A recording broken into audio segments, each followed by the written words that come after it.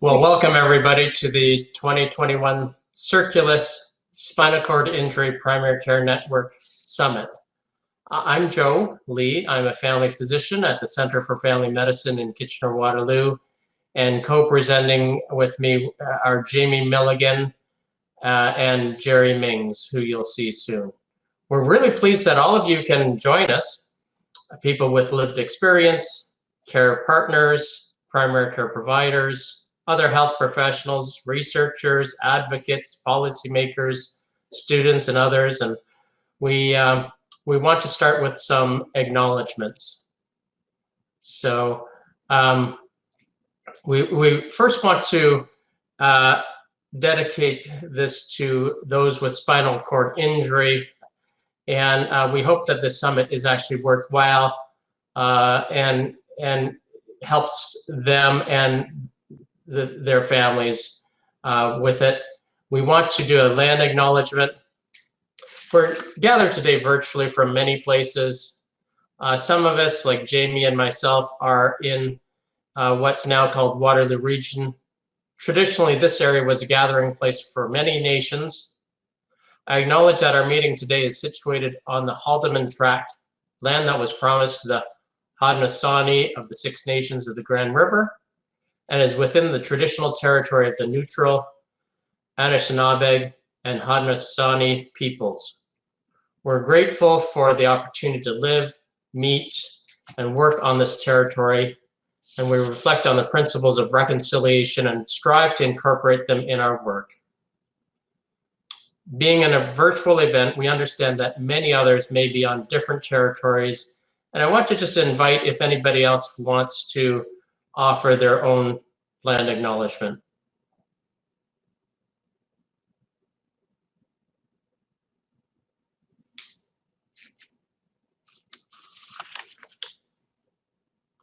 Okay, so as mentioned before, this is really to help folks with spinal cord injury, and we want these sessions to raise awareness, stimulate advancements in care, and ultimately lead to improvements in quality of life.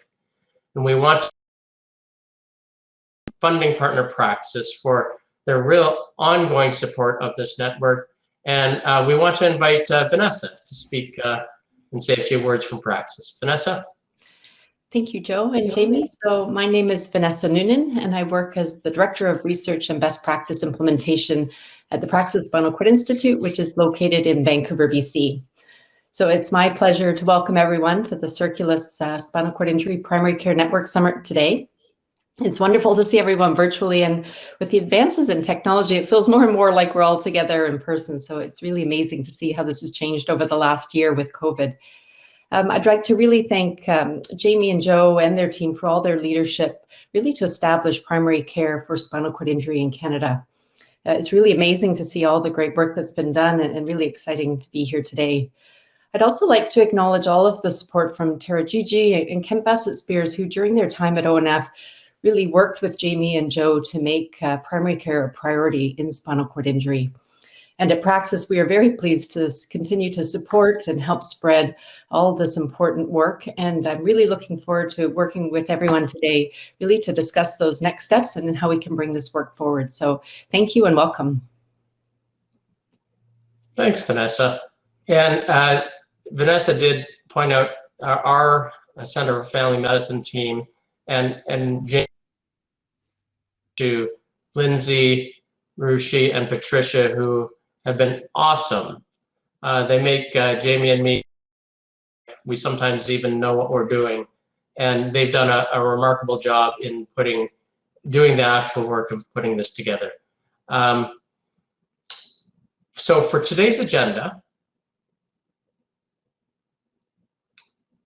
we're going to do a bit of vision of this network, a priority planning exercise. We'll have some discussion and polling, look at next steps, and then just close it up. So I want to turn it over to Jamie. Yeah, thanks Joe, thanks Vanessa. Thank you everybody for joining. Really, I'm just going to take a few minutes to talk a little bit about what this network is, where it came from, and where we're heading, and really kind of help to set up a little bit of what we're going to be doing today, and then Jerry will take it from there and go through some of the actual details of what will happen. So next slide, if you would, Rishi. So this network, just to give a bit of a background, so it has originally was termed the Collaborative Primary Care Spinal Cord Injury Network. It was established in April of 2020, supported through grant funding from the Praxis Spinal Cord Institute. And it was done because, you know, there's been a lot of focus over the last number of years on spinal cord injury, primary care, and community care. And we in the Mobility Clinic in Ontario have done a lot of work in that regard. You know, we've been fortunate to work with many key stakeholders, you know, spanning, you know, a very diverse group of people on various projects. But one of the things is it always felt a little bit somewhat project to project sort of thing. And you know, we valued those collaborative relationships, but they were not always kind of continuing, and there wasn't a really good communication platform. So we had held a summit in 2016 and 2020, actually. And a couple of major objectives that came out of that summit was an improved communication platform and the development of a network type of principle. So basically, the Collaborative Primary Care Spinal Cord Injury Network was formed, and it is comprised of various stakeholders that are interested in improving primary care for individuals with spinal cord injury. So it can be quite diverse. The goals of the network are to establish, some of the goals of the network are to establish some standards of practice in primary care, develop some best primary care practices and system knowledge translation and collaboration. So this slide here drills down a little bit to some of the more specifics of it.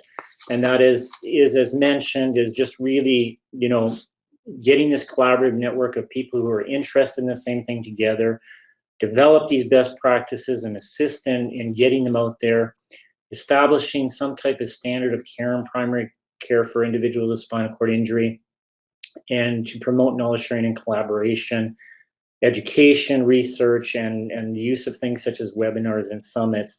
And another objective of this network is to link to other networks that are around within the spinal cord injury field. So next slide there, Ruchi. So this is just a really quick kind of breakdown of what the structure of the network looks like. So we had developed a steering committee to help guide things, and this is comprised of 15 members, and it's a representation from all of our key stakeholder groups, persons with lived experience, caregivers, researchers, clinicians, and others. And then there's the network itself, which is, again, made up of everybody, a big group. And ultimately, the general network will decide and have influence in terms of what this network does, and it will feed back to the steering committee in terms of developing priorities, perhaps working groups and incubators to move forward on some priorities that are set. And so today's important because that's going to be, today's exercise is going to help us do some priority setting in order to move forward. Next slide there, Richie. So just to talk a little bit about what we have done up till now. So we had a kickoff meeting in November of 2020, and this was really to establish our steering committee, define and establish a network in terms of reference. And the steering committee since then has met every 2 months. We have done some knowledge translation exercises in order to engage our network, and this has been in the form of webinars that many of you have probably participated in. And so thus far we have had 6 webinars of those topics listed there. And we have a couple more to come to finish off this year, including neuropathic pain in September and sexuality and contraception further on. And those have been well received and a great way to sort of engage our network, as mentioned. And then we have our summit, which was originally planned for the spring of 2021. but was put back just due to COVID issues and that sort of thing until now. And so there's been a lot of planning for this event. Okay, next slide there, Ruchi. And then finally, I just want to, we need to talk about the fact that you've seen this logo and this name for the network now. So you'll see that we have new branding. What was initially the Collaborative Primary Care Spinal Cord Injury Network is now Circulus, and this is new with about the last month or so. And this has been, Praxis has been instrumental in helping our team with this branding and communication. And it's felt that the logos and the social media with this type of branding will really help our presence and promote the network. And Circulus itself is a Latin word meaning circle, which speaks very clearly to the value of the collaborative efforts that we think are so important within our network.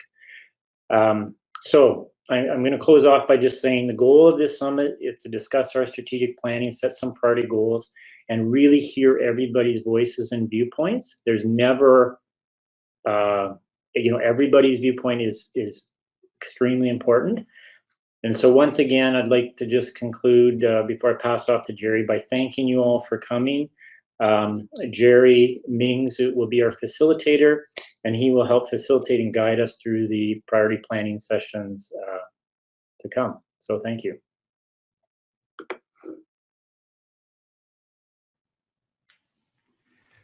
Good afternoon, everyone, and welcome. For this afternoon, we're going to focus on priority planning, and I'd just like to walk you through how we're going to do it and help us get organized so we can do it. We've identified 4 priority topics that we think would be very helpful to have a shared conversation on. And the focus this afternoon is on what the priorities are in terms of what could we get done with that particular topic. And the second part is, what do you think are some of the action items that would move us along with that topic?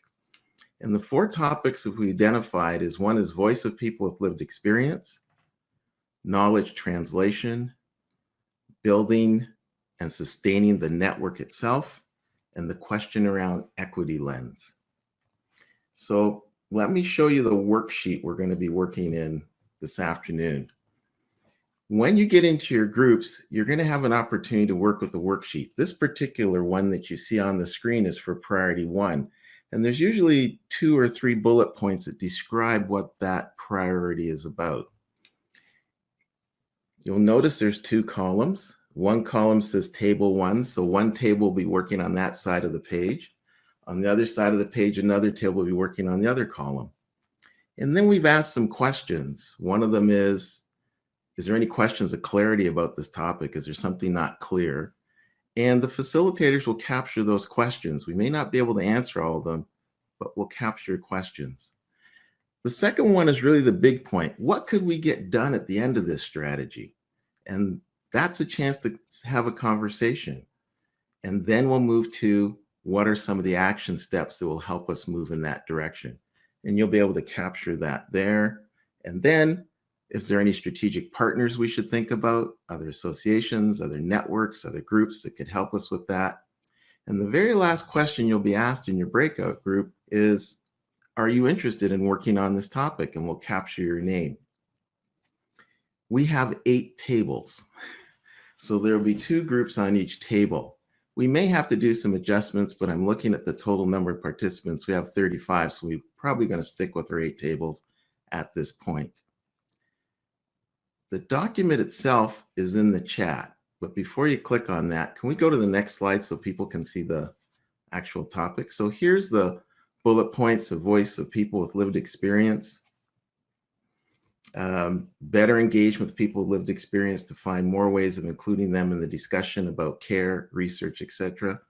And these groups include individuals with lived experience, caregivers of individuals with SCI, and others who could benefit from the network. So you can see that's a pretty broad topic, but we really welcome your input there along those questions. What do we want to get done here? What are the action steps? Who can help us? And are you interested in helping us with that topic? Let's take a look at the next one. Knowledge translation. So in knowledge translation, we're going to have a conversation on identifying ways to inform patients, caregivers, care providers, and other stakeholder groups of the work done by the network, as well as finding a way to help inform better care guidelines and help better primary care for individuals with SCI. And the third point is currently the primary method of information dissemination is through the network is hosting webinars. And this has been successful and well received, but you may want to explore other opportunities. So that's something we want to look at there. The third topic is building and sustaining the network, finding ways to include more individuals in the network, how to engage with other networks, and how to leverage existing connections to create new relationships with the network.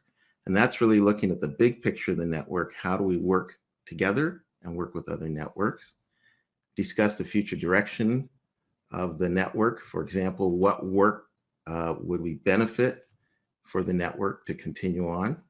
And finally, identifying research, educational, and service priorities that the network should focus on moving forward. And I believe the last one is equity lens. How do we make the network and the work it does more inclusive, and discuss ways to reach out to and engage with groups that are historically underrepresented or disadvantaged. Now there's 4 topics. What's going to happen in the sequence of events is we're going to have about 20 minutes or so to work on each topic. And what the first round will be 20 minutes on the topic where you're currently seated. And I'll have to take a look at that in a minute, but where you're currently seated, the facilitator will work with you, and there will be an ask for somebody to record into our document the notes from the conversation. At the end of 25 minutes, I'll come back and I'll say, okay, that's on that topic. And you'll be allowed to move to the second topic of your interest. And you'll have 25 minutes at that topic. At the end of that 25 minutes, I'll come back and say, move to your third topic of interest. And you'll have a chance to go to that topic. And then we'll take a break. And that's our sequence of events up to the break. When we come back from the break, we'll have some small group planning to share with the larger group, and then we'll finish off with a poll with the action items. So that's our sequence of events. Going to pause there. Are there any general questions before we get started? You can raise your hand apparently if you have a question. Hi, Jerry, can you hear me? Yes, I can. Hi, Heather. Hi, how are you? Thank you for the great introduction. I'm fascinated by the 4 topics we have today. I'd just like to find out, at each of the tables, will there be a chair or a host that will be engaging the conversation, or are we all just going to be, hi? Good news. Good news. We have 8 great people who are going to be facilitating each table. And you're going to have a chance. So right now at the table you're at, one of those people are there. I know 2 of them are, or 3 of them are up here at the main desk with me, but they'll be coming down to the tables in a minute when we get organized. Perfect. So yes, there will be a facilitator at each table. Great, thank you. Oh, you're very welcome. Heather, the facilitator will guide things along, obviously, but we'll start off with a little bit of introduction of table people really quickly, and then we'll help to, we have a series of things to help move people through it. Okay. I'm going to suggest that we get started on our first round. I know this will be a little different, but stay at the table you're at. The facilitators will meet you at that table. The document is in the chat. It's the very top of the chat. It says, we will be working from this document today to record our discussion. So if you want to see the document, you can click on that and it should open up for you. It's an MS Word file and it will open up in your browser. Okay, so let's take a few minutes and get organized and get everybody back to their proper tables and get started on our first round of input. Welcome back, everyone. Hope you had a great break. What we'd like you to do at this point is you're going to be back in your groups in the conversation, the tables you were at before the break.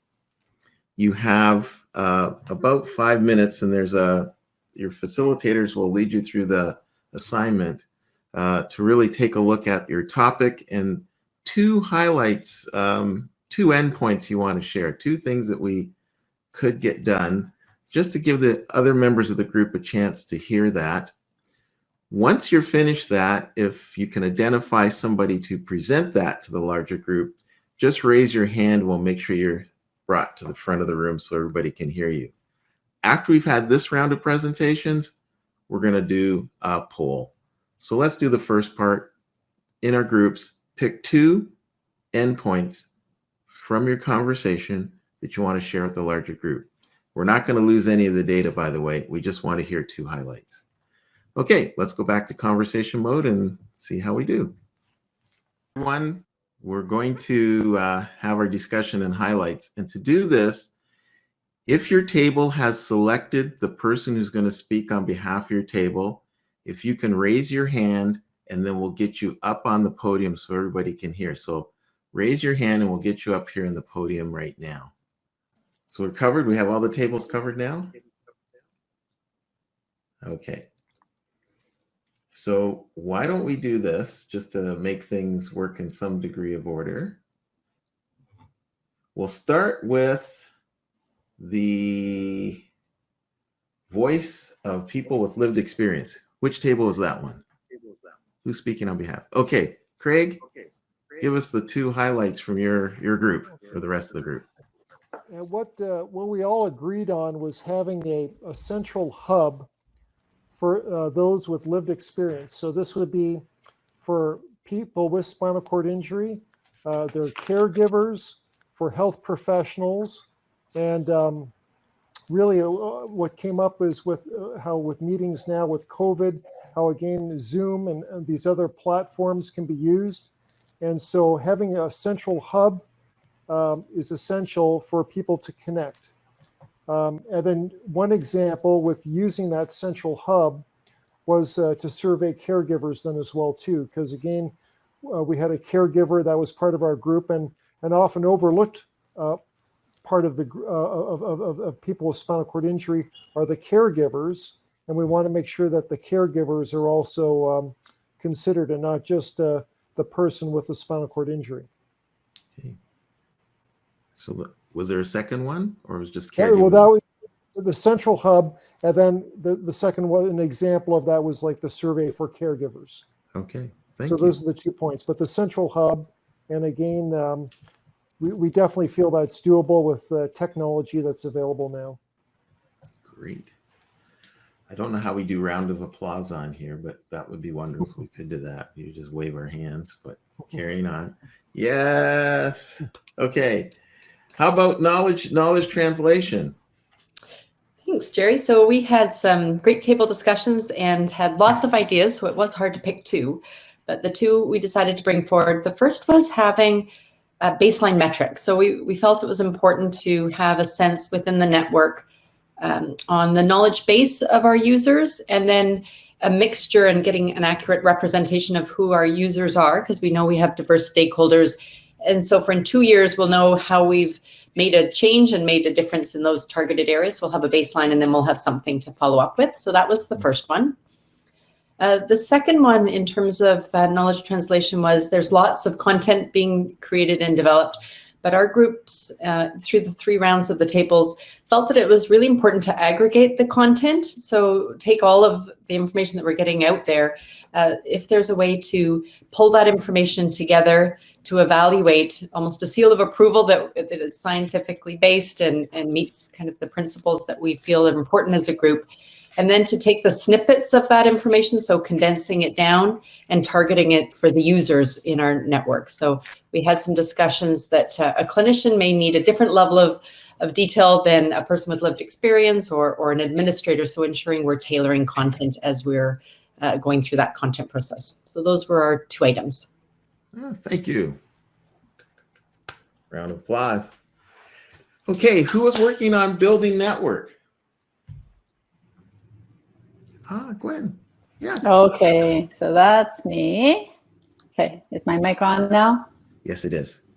Okay, so we had a lot of discussion. There's a lot of work that was done before I joined the group, which made it all that much easier. But the main parts that we were looking at was defining the actual term of reference for the network. So what it is, what we're trying to accomplish, maybe what the expectations or values are of being a member of the group. Oh, sorry, I got a little bit confused. So first, defining what it is and what we're trying to accomplish. So making sure others are aware of it and are able to be involved. The second part that we were looking at was expanding the network. So increase the number of members in the primary care network. And looking at this, it would be investigating what is available at the provincial level for different organizations, and also engaging with the colleges and the university regarding some of this education as well. And I'm just going to check. I highlighted what I wanted to cover, but yeah, those are the key ones. So defining the network and then being able to expand that network. Yeah, thank you. Applause time. And Jeremy and Steve, I think you're doing the last one on equity. Yes, absolutely. So with equity, I think the groups really recognized that, that's a very large topic to attempt to tackle. And so quite similarly to the knowledge translation piece, the first endpoint that we had identified was also to establish a baseline. And so really having an understanding, doing an environmental scan for equity across Canada to understand where the gaps lie, how many, what is the sort of the quantity of impacted individuals, and maybe what some of the biggest challenges are that they face, not only in accessing services, but I think we were also focusing quite a bit on access to funding, as well as access to technology, as well as access to equipment. So that was the first one, and I'll pass it over to Steve for the second piece that we identified. And sorry, Jeremy, I didn't get that one. What was that one? Right, so we were going to talk a bit about scoping and what we can control and what we can't control. Okay. I don't know how much we can control with technology. We could talk to the governments about increasing the cell coverage in the remote areas. We can I'm sorry, I don't know what we can do. Jeremy, you might want to take that. Sorry, I'm lost there. Apologize for that. Oh, no problem. I think it was more just identifying that what we would want to do, kind of jumping off from establishing that baseline, was to then actually scope out for the network from an equity standpoint, what is it that we can control and can't control? Like, absolutely, to your point, we don't have that answer today. And so where we might be able to be, we might have that answer in 2 years. What is it that we can control and maybe actually have an influence on, but then also be very clear about what is outside of the scope of the network. And, we have to recognize where our own limitations are to make sure that any resources that we put forward in planning for equity for the future is going to have a return and a value that is going to make sense. Okay. Got it. Round of applause. Okay. Thank you very much. That was very helpful. The next part is we're going to go back to conversation mode, and we're going to do a poll where you'll have a chance to look at all of the ideas that were raised to activities, and you'll have a chance to vote on them. So there we go. Yeah, so you can click on the link. You can scan the QR code. You can go to slido.com and enter that event number. And I'll just give people a moment to get their way there. And then I'm going to activate poll number 1. So people can start answering. Look at that.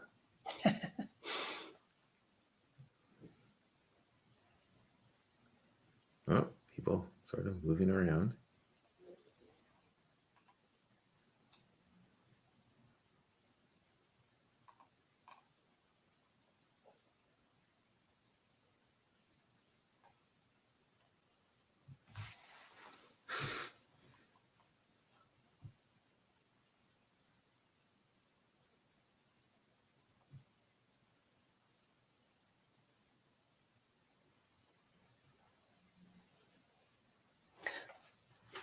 So once you think people have had enough time, then we'll lock the polling and go on to the next one. Okay.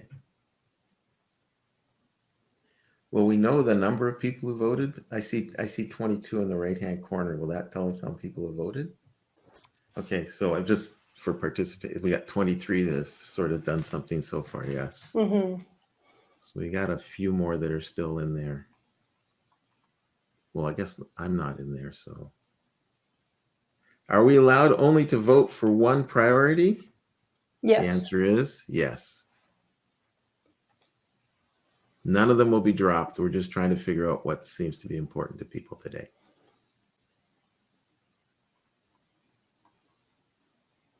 And when we look at the first one, it looks like those two seem to be pretty important to people today. Connect with people, more people, and SCI and the barriers of making this connection, single point resource.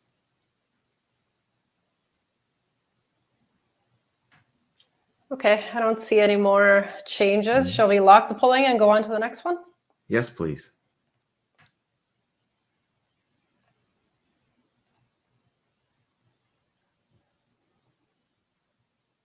Okay, there's your next one for knowledge translation.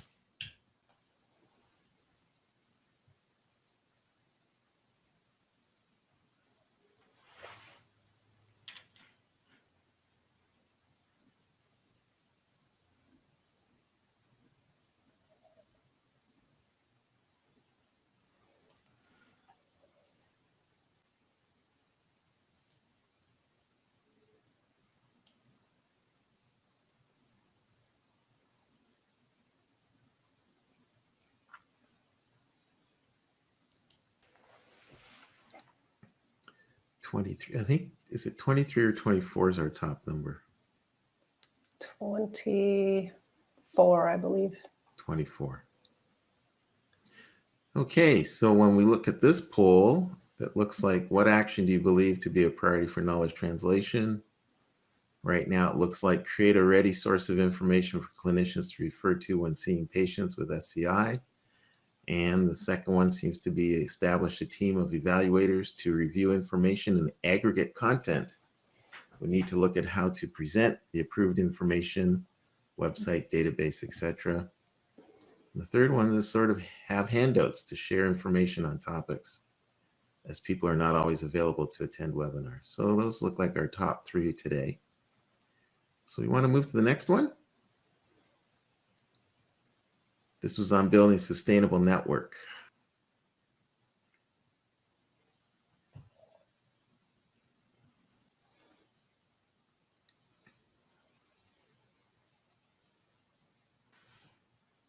And we're there, 25. So on this one, what action item do you believe would be a priority for building and sustaining the network? Make others aware of the network, clearly define who we are reaching, and what are we trying to accomplish. Second one is dedicated web page with dedicated person, organization to ensure information is current and updated. And terms of reference, what does it mean to be included in the network expectations or values of being a member? Okay, let's move on to the last one. I believe it's the last one, equity. Yeah.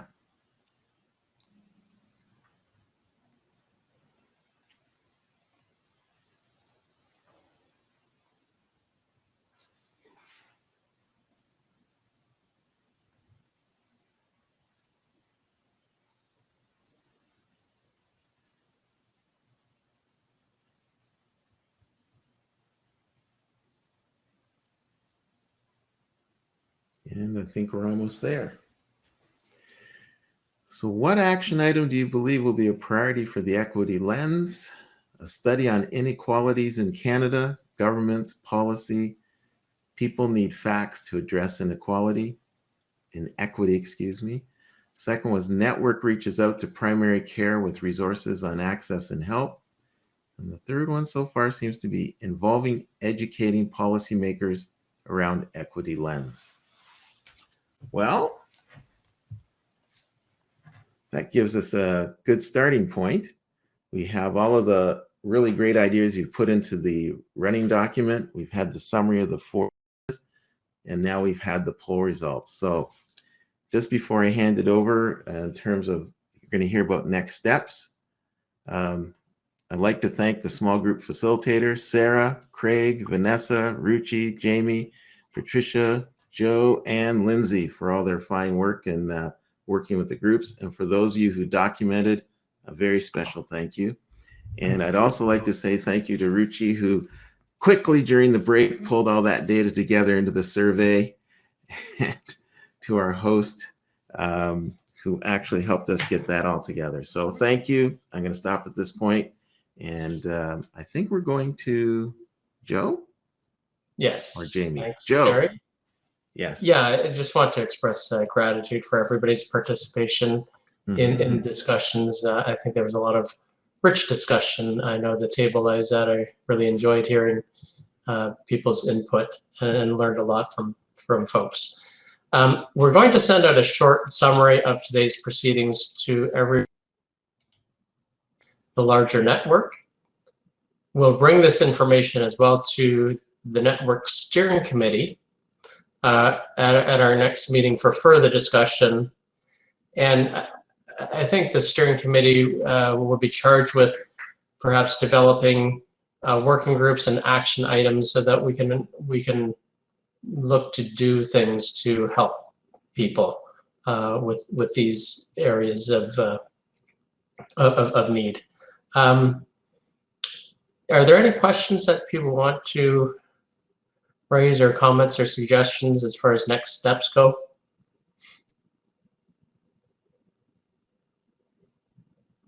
Okay, seeing none, I'll turn it over to Jamie.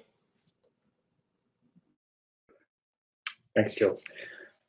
Yeah, so just a quick few closing remarks. I want to really echo thanks to our steering committee, the planning committee for the summit, which has involved a lot of the mobility clinic team, the UHN conference team, which is what we used here, that worked very well. Our facilitators at each table. Really want to thank Jerry for helping. And facilitating. It's been great to work with Jerry every time we have. And finally, to Praxis for the continued support and involvement. And lastly, just thank everyone for who joined us today. We know that it's really difficult these days to carve out time to do these things, especially virtually, because everybody's done so much virtual stuff. So it's hard, and it's hard to give up an afternoon of your valuable time. But we really can see that the input is going to be very helpful for us moving forward. So again, thank you so much for an extremely productive afternoon. And with that, I would end. I'm not sure if we have any comments after me. Oh, yep, sorry. Oh, it's me. I just want to say, as part of our webinar events, there is the neuropathic pain and spinal cord injury event by Dr. Eldon Lowe, Wednesday, September 22nd at 1 o'clock. That'll be a great one. Eldon's done tons of work in the neuropathic pain guidelines. So be sure to join us. If you haven't received an invite for that, then just reach out to Lindsay or any one of us, and we'd be happy to send that along and pass it on broadly, as we say with all of our activities. The more the merrier. And then I think there's just a final slide of thank yous and acknowledgements, and with that, I will say we will say goodbye, and again, once again, thank you so much.